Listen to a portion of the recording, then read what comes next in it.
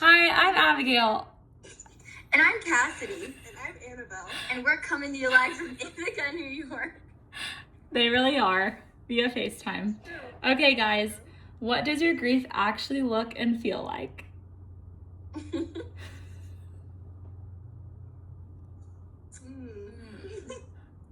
know, that's a great question, Abigail. Thanks for asking.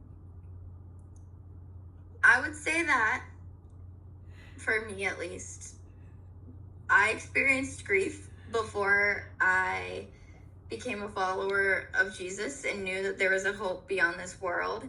And that was extremely hard for me and made life extremely hard when I was faced with death in high school by someone that I knew. And I feel like once I realized that there is a hope beyond this world and putting my faith in Jesus Christ, I realized that grief is hard, but ultimately they're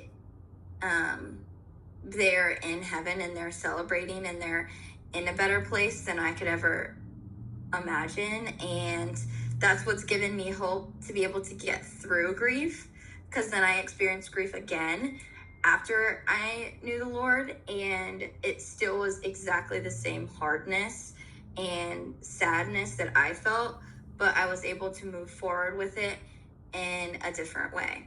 And that was in the span of like 3 years. So I was able to see like, oh, it's not just because I matured, it's actually because of my relationship with Jesus.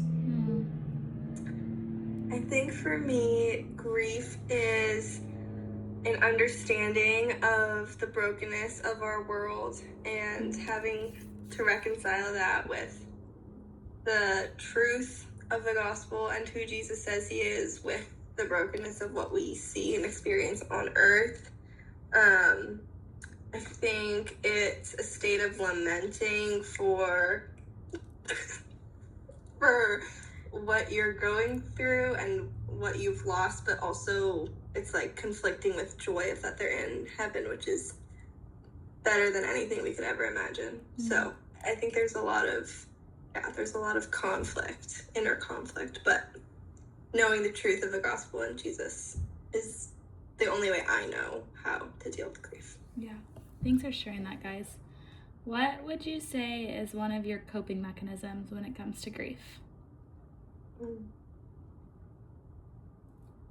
I think, for me at least, one of my coping mechanisms is kind of talking about the person and the life that they lived.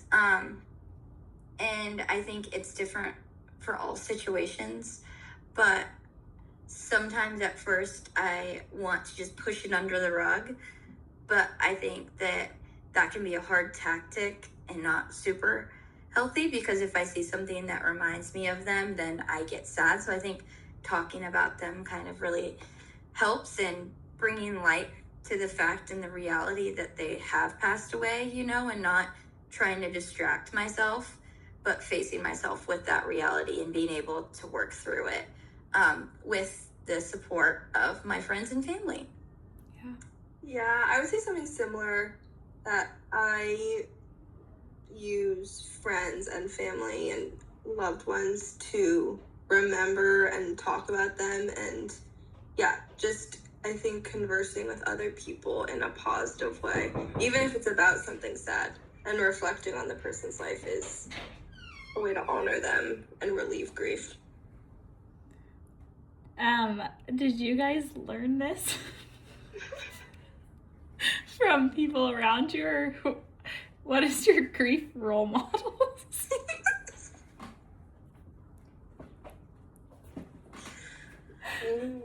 Oh, wow. Really deep question. That's a really great question. I think personally,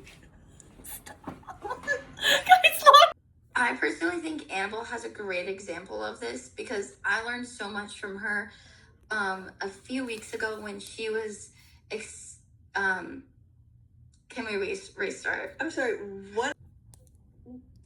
So I really think that So one of my role models for grief well, it's more of a group of people. It's my coworkers. I work in the ER, and so we see a lot of death and dying just every day. And so it's really helpful to talk about and experience that with other people who know uniquely what you're going through. But then it's also nice to come home to friends like Cassidy who weren't there, and it's a fresh person to just hear you and, yeah, comfort you. Do you guys ever feel like your grief was judged or misunderstood? I feel like sometimes people may think people may think of grief if they haven't experienced it as a linear process. But just in my experience, it's not linear. It can fluctuate, and some days, maybe 5 months down the line, I am faced with something that just causes me to feel the heaviness again. And I think it's important to recognize that grief is not a linear process, and it takes a lot of time, and you may fully never recover. Or that's not never fully be like, oh, I'm totally 100% over that. Like, you may still feel a little bit of sadness towards that, and like, it's okay to sit with that sadness and bring that to others and bring that to light. Well, guys, thanks so much for answering these questions and your honesty and your vulnerability. I really appreciate you guys tuning in from Ithaca, New York. Of course, anytime. Anytime, Bye. shout out. Go Big Red.